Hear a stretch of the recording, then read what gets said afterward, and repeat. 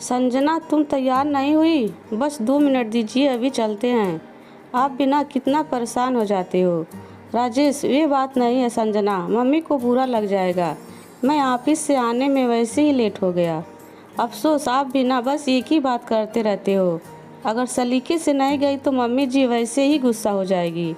सुननी तो मुझे पड़ेगी। ठीक है ना, जल्दी चलो। दोनों जल्दी से गाड़ी में बैठकर घर पहुंच जाते हैं। पिंक साड़ी में संजना बहुत सुंदर लग रही थी। घर पहुंचते ही राजेश घंटी बजाता है। सरला जी दरवाज़ा खोलती हैं। बेटे को सामने देखकर उनकी आंखों में आंसू आ जाते हैं। राजेश उनके पैर छूता है। और राजेश, क्या मम्मी, आप फिर से इमोशनल हो रही हो? पापा कहाँ है? सरला जी, बेटा अभी आ रहे हैं, बाजार से कुछ सामान लेने गए हैं। लो आ गए। पीछे खड़े समुदन जी को देखकर सरला जी ने कहा। राजेश ने मुड़कर उनके पैर छुए। कैसे हैं पापा? बेटा मैं बिल्कुल ठीक हूँ, तुम दोनों कैसे हो? पीछे खड़ी संजना यह सब देख रही थी। उसके बाद उसने मम्मी पापा के पैर छुए। पापा ने अपनी बहू को ढेर सारा आशीर्वाद दिया, लेकिन सरला जी से उसे कोई आशीर्वाद नहीं मिला, जिसकी उसे उम्मीद भी नहीं थी। सरला जी को लगता था राजेश को बहला फुसला कर गुरुग्राम ले गई नौकरी के बहाने। मम्मी पापा से इकलौते बेटे को अलग करने के लिए वे संजना को दोषी मानती थी। मधुसूदन जी, अरे बेटा बैठे खड़े क्यों हो? सभी ड्राइंग रूम में बैठ जाते हैं। संजना फटाफट किचन में जाकर पानी ले आती है। सभी पानी पीते हैं। मधुसूदन जी, बेटा जॉब कैसी चल रही है? राजेश, बढ़िया पापा, सब मज़े से चल रहा है। सरला जी, क्या मज़े से चल रहा है? देखिए, आँखें के नीचे काले गड्ढे पड़ गए हैं। यहाँ पास में नौकरी करता था, वहाँ तेरा ध्यान रखने वाला कौन है? इशारा संजना की तरफ था, क्योंकि वो भी तो जॉब करती थी। राजेश, अरे यार मम्मी फिर से वही बात लेकर बैठ गई। आपको कितनी बार कहा है कि वहाँ मैं अपनी जॉब के कारण गया हूँ और फिर आपसे हर वीकेंड पर मिलने तो आता हूँ। सरला जी, ठीक है, मैं कुछ नहीं कहूँगी, लेकिन अपना ध्यान तो रखा कर। राजेश, मम्मी ध्यान रखते हैं, हम दोनों ने जिम ज्वाइन किया है, वहाँ एक्सरसाइज करने के कारण आपको ऐसा दिख रहा है।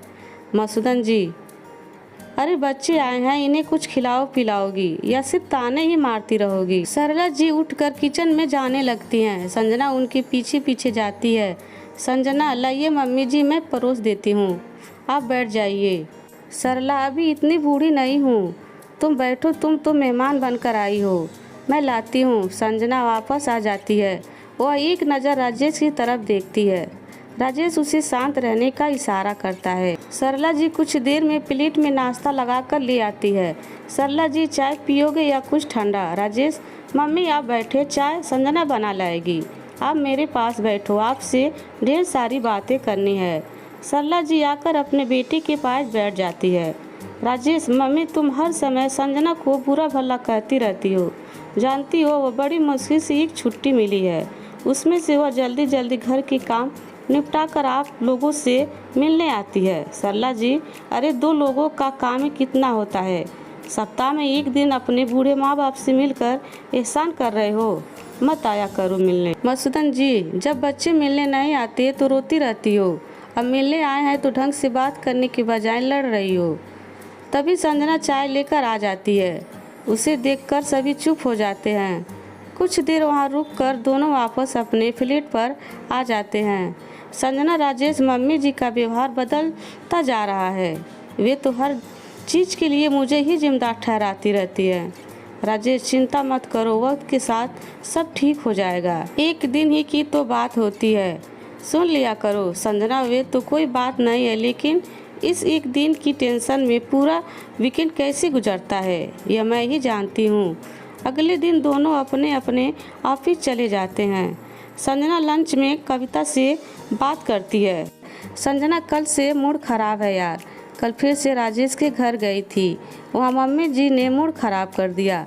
कविता, अरे यार सास की बात को इतना सीरियसली क्यों ले रही हो, ज़्यादा सोचा मत कर, सब ऐसे ही चलता है, चल छोड़, मुझे पता है कंपनी में प्रमोशन की बात चल रही है। संजना, नहीं, मैं अब प्रमोशन नहीं ले सकती, पता नहीं कहाँ भेज दे। कविता, हाँ ये तो है, लेकिन प्रमोशन भी तो ज़रूरी है। संजना, नहीं यार, अब मैं और टेंशन नहीं चाहिए, पिछले प्रमोशन की वजह से आज तक सुन रही हूँ। मम्मी जी को लगता है मैं राजेश को अपने साथ ले गई। कविता, लेकिन एक बात सोच, अगर तू प्रमोशन लेती है और यहीं रहती है तो तुम दोनों बड़ा फ्लैट लेकर अपने सास ससुर को अपने साथ रख सकते हो। फिर तो सब ठीक हो जाएगा। संजना, मुझे पता है प्रमोशन मिलते ही काम का कितना प्रेशर बढ़ जाएगा और सास ससुर यहाँ रहेंगे तो घर में भी बहुत काम करना पड़ेगा। उनके सामने राजेश भी काम को हाथ नहीं लगाते, नहीं तो मम्मी जी नाराज़ हो जाती है। कविता, चल ठीक है, सोच लेना, अपने करियर भी तो बनाना होता है। संजना, देखा जाएगा। शाम को राजेश ऑफिस से घर आता है। संजना, राजेश पता है ऑफिस में प्रमोशन की बात चल रही थी, मैंने मना कर दिया, फिर से ट्रांसफ़र कर देते, बड़ी मुश्किल से तो यहाँ सेट हुए हैं। राजेश, हाँ ठीक है। संजना, अभी कुछ दिन ऐसे ही चलने देते हैं, मैं भी कहीं नहीं जाना चाहता। सुनो, मुझे एक हफ्ते के लिए बाहर जाना है, तुम इस शनिवार अकेले मम्मी पापा से मिलने चली जाओगी। संजना, राजेश, लेकिन तुम्हें पता है मम्मी जी को मेरा आना पसंद नहीं है, वे तो बस तुम्हें देखना चाहती हैं। राजेश, वे तो मैं जानता हूँ, लेकिन अगर हम दोनों में से कोई नहीं गया तो उन्हें चिंता हो जाएगी। संजना, ठीक है, मैं चली जाऊँगी। शनिवार को संजना राजेश के घर मम्मी पापा से मिलने पहुंच जाती है। सरला जी, राजेश नहीं आया, क्या बात है? संजना, मम्मी जी वो बंगलोर गए हैं कंपनी के काम से, मंडे तक आ जाएंगे। सरला जी, पहले तो मुझे बता कर जाता था, अब की बार बता कर भी नहीं गया।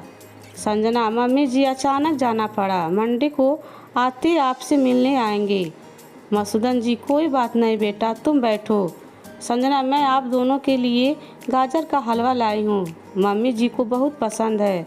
सरला जी को संजना की बातों में कोई इंटरेस्ट नहीं था, उनकी आंखें राजेश को देखने को तरस रही थी।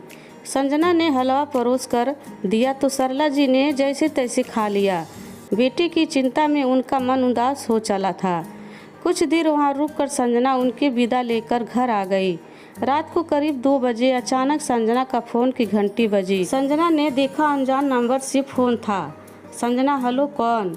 आदमी, संजना जी बोल रही हैं, मैं अपोलो हॉस्पिटल से बोल रहा हूँ, आपके पति का एक्सीडेंट हो गया है, आप जल्दी से आ जाइए।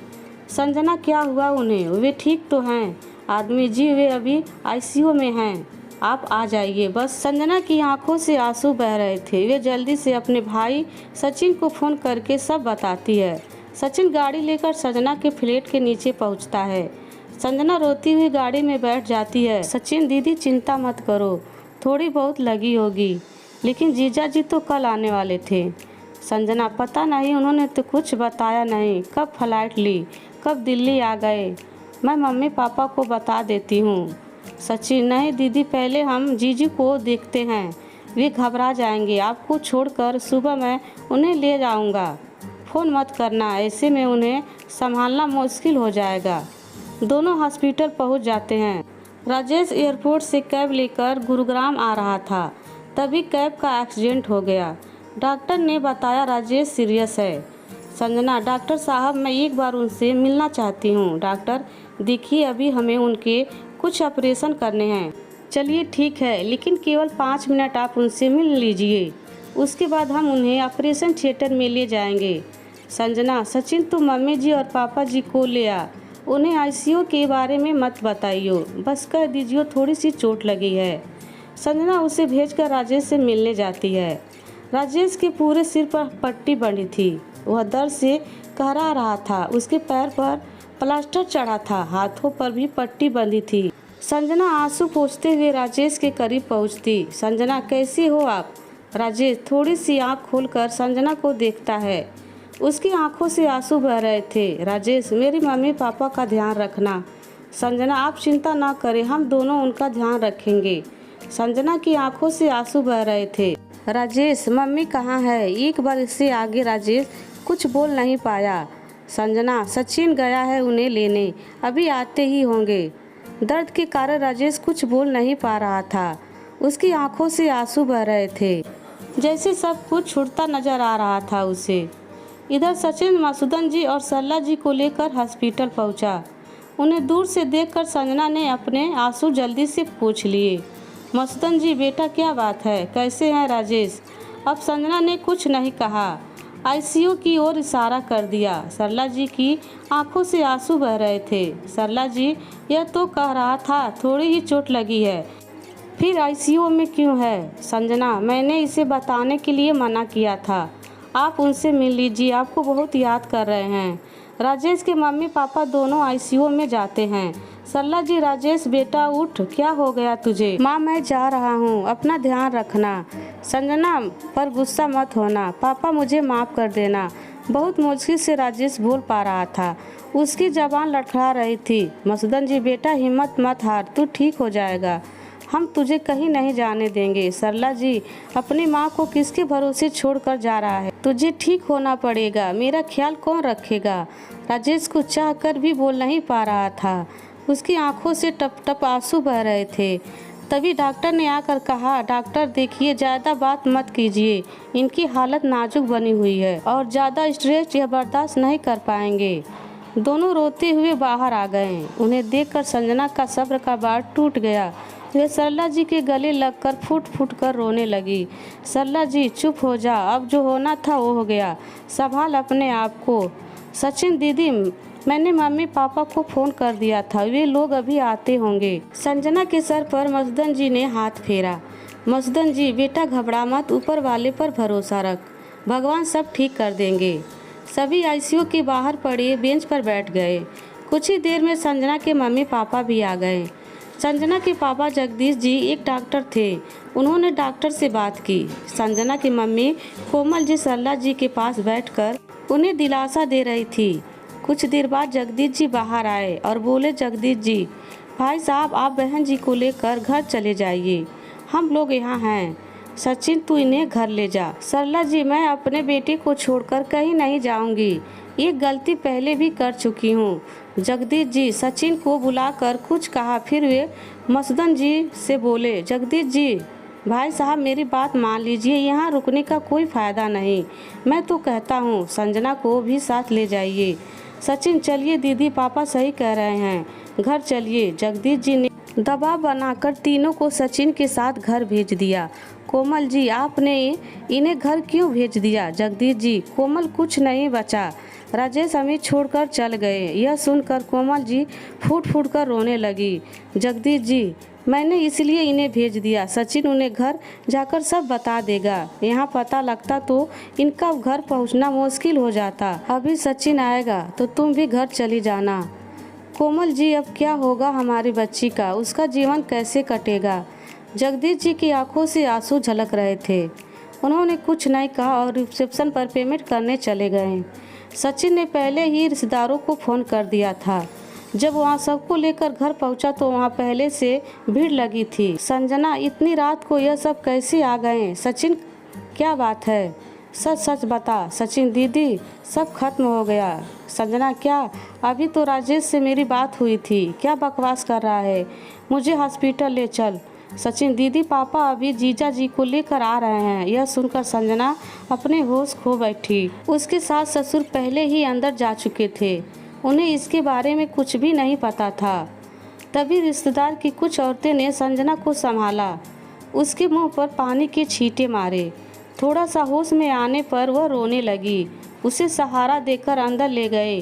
वहां जाते ही वह सरला जी से लिपट कर रोने लगी।